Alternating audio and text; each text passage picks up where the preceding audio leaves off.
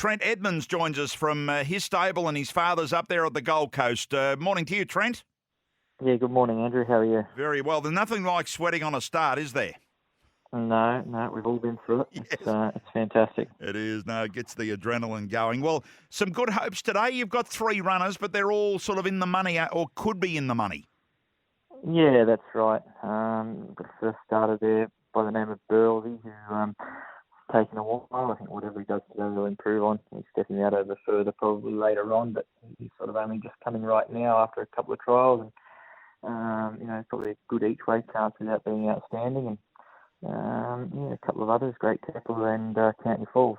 Well, let's talk about them in race order. So, Great Keppel, you had another one in the race. You've scratched it for another day. How did you think this horse sort of fought on there at Doomben? Yeah, well, we scratched Pepe Le Feu, and it's not often you scratch from barrier 1, $1.60 favourite or whatever in such a small field. But we just thought that he's got sort of one more class 6 in him, so if he was to draw well on Saturday, he could take his place there. And now I've said that, I'm going to get off the phone later and have a look and see. I hope he's drawn well. So, look, I thought he was going to run right into it the other day, Great Keppel, but it got quite heavy, that track, and quite mucky, so he just died and he's run inside the furlong. Historically, he hasn't gone the greatest at Eagle Farm, but you'd suspect that small field and down in the weights should be right in the slot for him, and you'd have to think that he'd be a fairly good chance if he finds his best, which second up, I think he's not far off anyway, so looks like a pretty attractive race, to be fair. You mentioned the debut of the 3-year-old colt. Have you got many for Wiley Dalziel?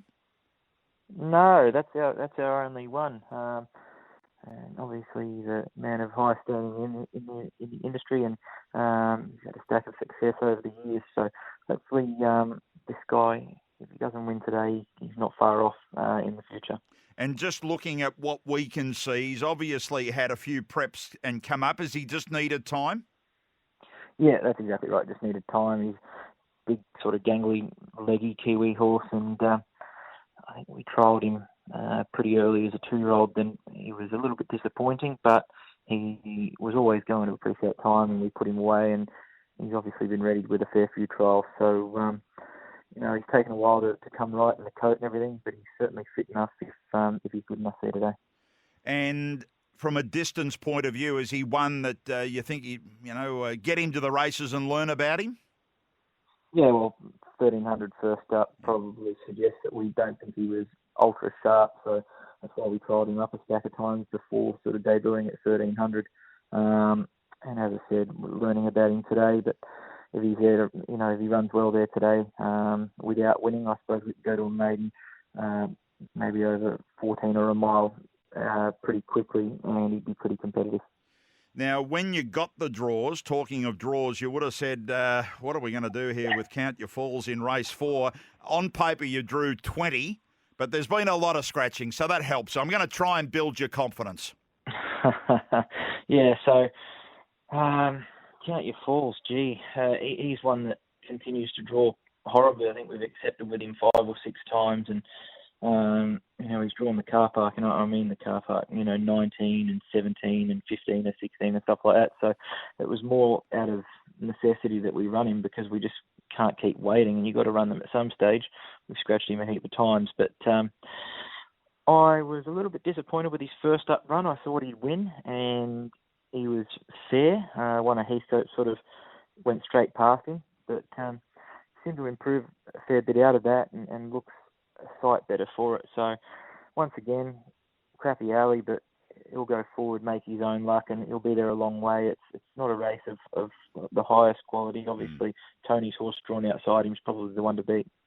Yep. As you say, you go to the races with an expectation on the 3 of them. Hopefully the barriers don't end the tail with races 3 and 4. Can you bring us up to date on Alpine Edge? You're still heading to Melbourne? Yeah, we are, and scrambling for a flight if we could, but that's looking a bit problematic. So, we're more than likely going to put him on a float tonight to Sydney. He'll spend a couple of days there, or a week or so, and then he will probably go down middle of next week at this stage. So it's sort of each and every hour things are changing as far as the transport thing goes. So at this stage, he'll be on a float to Sydney tonight, do a bit of prep work down there for a little bit, and then on to Melbourne midweek next week. But he's got a couple of gallops in the Melbourne direction at home here. The Turf Club have been kind enough to let us gallop him that direction, and took to it really well. So we're happy with him. Obviously, it's a step up in class, but you're never going to know if they're sitting at home in their box. So we're more than happy to have a go. So the Caulfield Guineas prelude it is for Alpine Edge. Have you locked away a jock?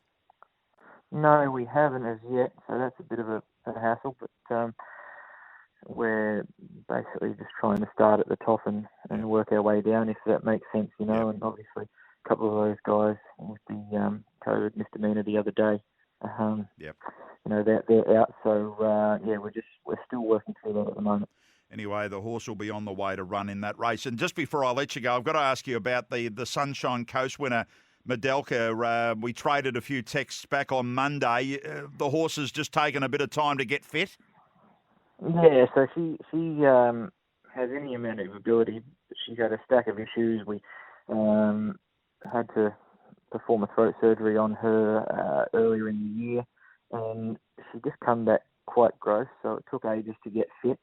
And her last two, she's finally sort of been at full fitness, so the results sort of speak for themselves, particularly Sunday. I thought Zach rode her really well, was quite smart, very patient, and she built to her top nicely and put him away well. So hopefully we can go to Saturday grade at the next outing and get the job done. Yeah, really nice win, Medelka, there last Sunday. Thanks for your time, Trent. We'll stay in contact. Cheers, Andrew. Thanks for that. On you. Trent Edmonds looking at their stable runners at Eagle Farm.